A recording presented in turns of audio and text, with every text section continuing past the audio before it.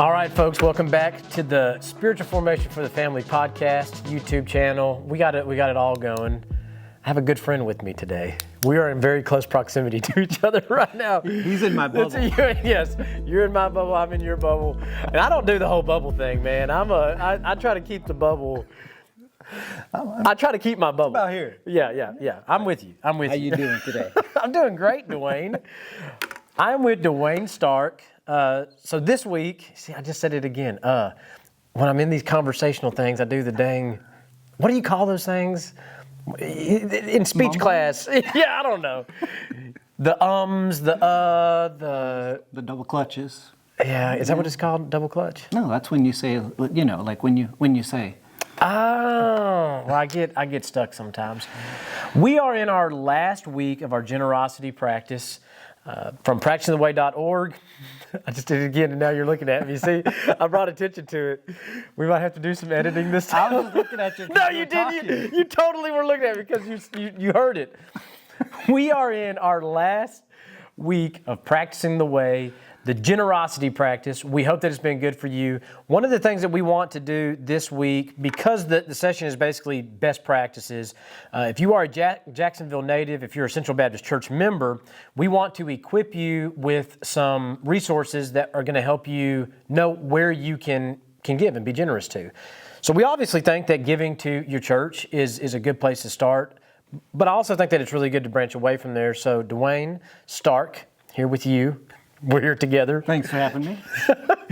You guys started a pretty cool nonprofit. It was about this time last year, wasn't it? Formerly November of last year. Okay, cool. November of last year. So tell us a little bit about Fostering Bridges. So Fostering Bridges, Dusty and I get credited with starting it, but really there's a handful of members of Central Baptist that had been courting the Fostering Collective for about a year and wanted some more attention in Cherokee County on mobilizing the community to engage in the foster care system. Okay. So Emily Casey, Amy Bobbitt, a handful of others from this church that were really started the whole thing, the conversation up. Yeah. And then before Dusty and I even moved here. So, but the idea is that, a lot of people in Cherokee County don't understand the need. They hear about foster kids, they know it's hard, they pray for them, and that's about it. And then you start talking to these folks and you find out that 65%, roughly, depending on the month, 65% of children in Cherokee County that come into care in Cherokee County get sent out of Cherokee County. Really? So most of the time it's like Austin, and I got to tell you, I don't really want Cherokee County children being raised in the Austin environment. 65% of foster kids in Cherokee County get shipped out? Get shipped, and that's actually for all of East Texas. They get shipped out of East Texas. Just because there's not enough foster parents? Exactly. Okay. So there just aren't enough foster homes in the area. And, I meet people at Central and in this community, and amazing people, such generous people. We've been going through the generosity. Yeah. And I was telling our class last week, the number of people just in a week from our class, couples, that the generous things that I saw them doing was just amazing. And so this church is so giving. So I'm convinced that the reason kids are sent out into other places is because people don't understand the need. Man, yeah. I think you telling me that, and I've had conversations with you about this, so either I have forgotten or this is the first time I'm hearing that, wow, this is 65%. That's a significant number. Yep. And it really is kind of depressing because you're right, Cherokee County, and just East Texas in general, I mean, if you're not from here, it's hard to explain, but this is just it's a very inviting place. Right. There's a lot of people who I would imagine would say, hey, I want to give, I want to help. And so, understanding the need is huge. So is that one of the big things that Fostering Bridges does, is make sure that the need gets out there? Right. We coordinate with several other foster care organizations, agencies, and even the state. Okay. Depending on what somebody is doing, we might plug you into another spot. But our primary mission is mobilization, so awareness, and then supporting the families that are doing it. Okay. And that's part of the need as well. The numbers change, but in general, 50% of foster kids or foster parents drop out within a year. Wow. Okay, so let's just dissect that just for a second. Why? I'm sure. Well, maybe there is no definitive answer. Maybe it's a combination of a lot of things. In your estimation, because you're coming from a foster background. Oh, yeah. How many adopted kids do you have? Adopt 6. 6, yeah. So we've had roughly 20 kids to our house over the years. And that started in the foster process. It was like foster to adopt. Yep, all of our children that we didn't create came from foster care. Kudos to you. You guys have the background in foster care. You're dealing with a lot of foster parents. Why do foster parents drop out so quickly? It's hard. And as noble of a task as it is, you would be shocked with the number of friends and family that their initial response, they warm up to it, but their initial response is, you're going to do what? Really? Why? Or why don't you just focus on your own kids? It's like, I got 9 kids, depending on the year, 8 kids, 9 kids. Which one do you want me to focus on? Yeah. But so the initial is, there's just like these barriers that are somehow inherent that we have to break down and change that culture. Yeah.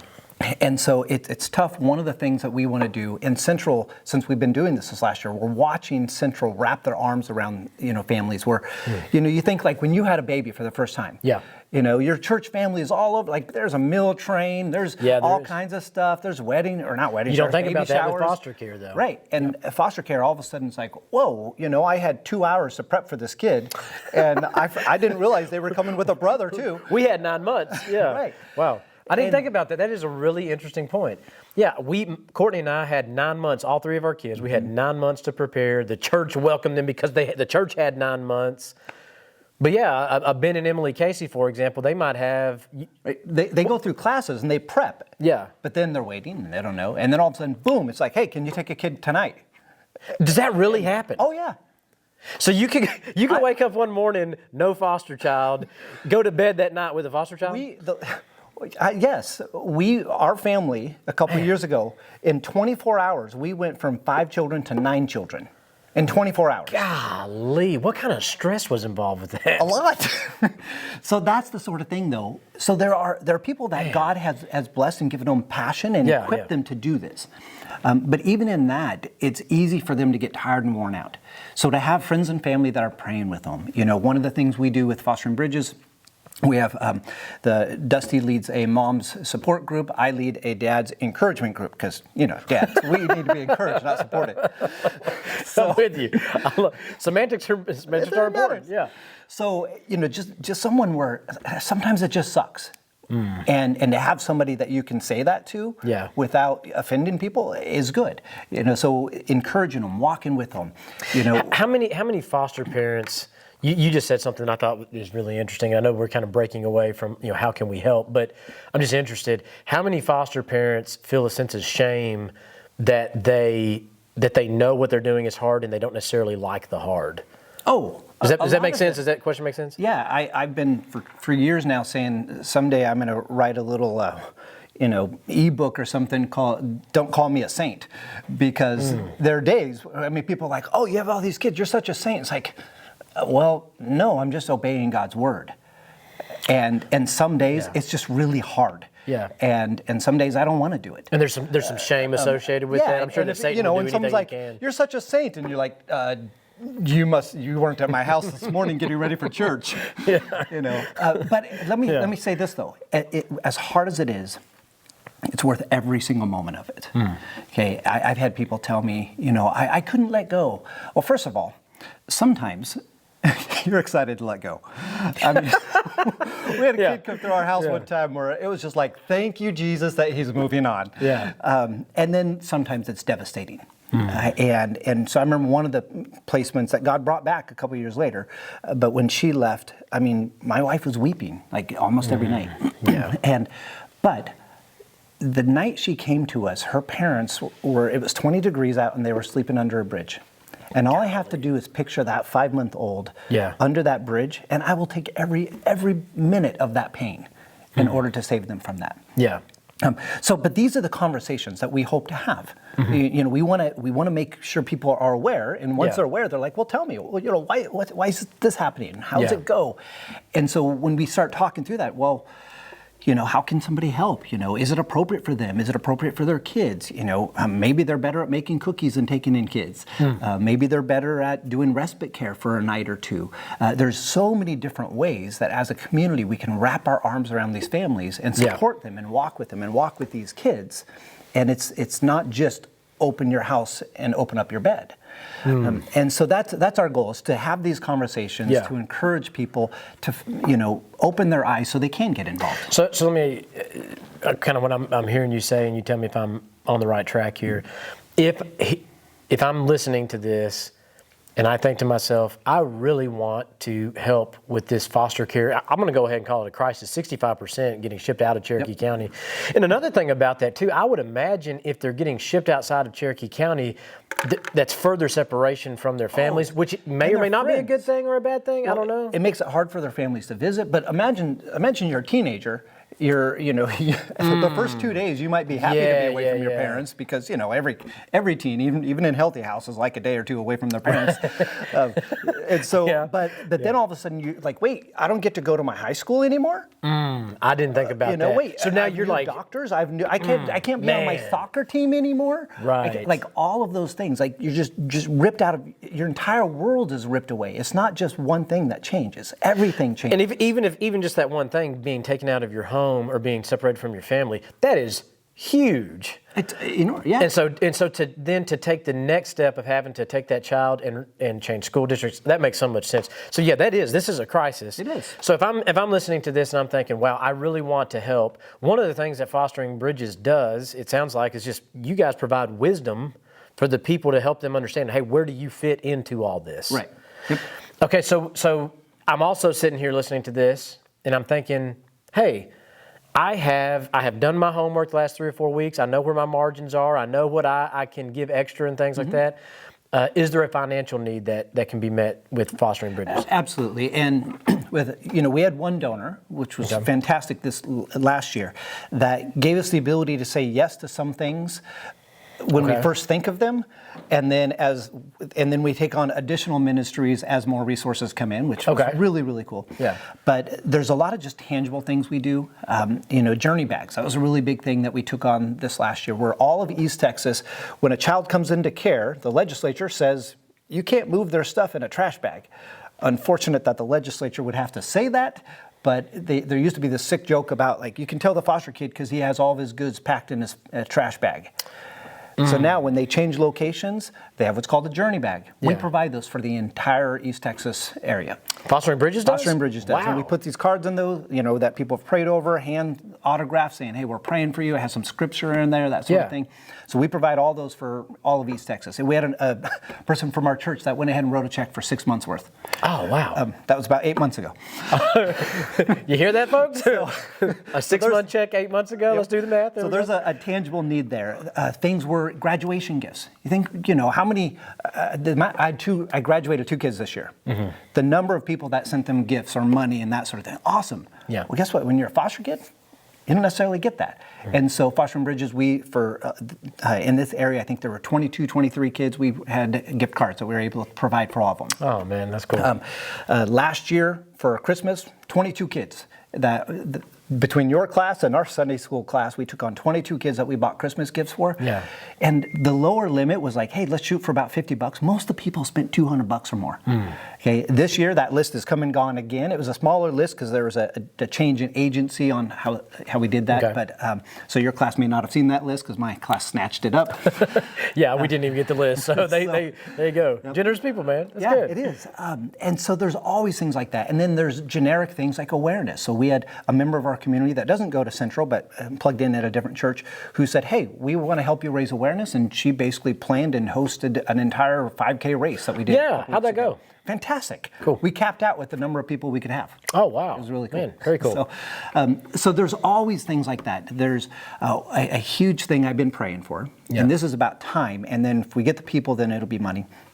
We need 3 couples that would be willing to walk with the families that lost the child. So the families that made the bad choices, their child is being removed. The state says you have to do X, Y, and Z. Okay. And there's a Christian program that it gets mandated by the courts for them to go through. Okay. Tyler has, a couple churches that offer this mentoring program. We don't have it here in Jacksonville. Do we have it? Is there a name for that mentoring program? I always say the name wrong. Okay, that's all right. So it's either Families Matter or Families Count. I always forget which one it is or isn't. So it's a court-mandated, basically parenting class that is a Christian-based class.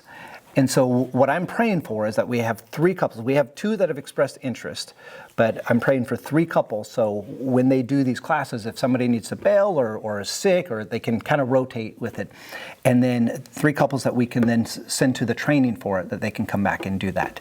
And like I said, cool. we have 2 couples at Central that have expressed interest. They can't actively be fostering. Okay. But this is a great way because, look, the ultimate goal of foster care is reunification. Yeah. That's hard sometimes, and it's hard to wrap your mind around. Like, this child got hurt, in one way or another, Right, yeah. from these parents. There's some level of trauma there. Right. But we're not just about the child. Yeah. We need to pray for God's redemption. That's of a the good families. word, man. Because I think that's one of the things for me, as someone who's not really in that space, my mind automatically always goes to the child and never goes to the parents. Mm-hmm. But you're exactly right. We serve this God who is rich in grace and mercy. Yeah. And as long as there hasn't been something done so heinous so as to have a permanent removal, I mean, the goal would be, get them back together. Right. That's a really good word. I'm glad that you shared that. Okay, so let me make sure that I got all the things, and if I'm missing anything, then you can wrap it up. Number 1, if you are an individual listening and you want to help with this crisis that we have right now in Cherokee County, that 65% of our foster care kids are going outside of the county. You can go to Fostering Bridges. You can talk to Duane. You can talk to his wife, Dusty. Is there anybody else that's associated with the board? So, Amy Bobbitt, Emily Casey, Jana Morris. A lot of good folks. Yeah. A lot of good folks. And all of them are involved in foster care in some capacity. Foster or kinship. They're all doing it. So if you just need wisdom, if you just need that where do I fit into all this stuff? Where do I, how can I best help? Where are my gifts best served? These are the people to talk to. Second thing, the mentor program, 3 couples. You're still looking for 3 couples to come alongside the parents of kids who have lost their children to the system but are hoping to reunite. Right.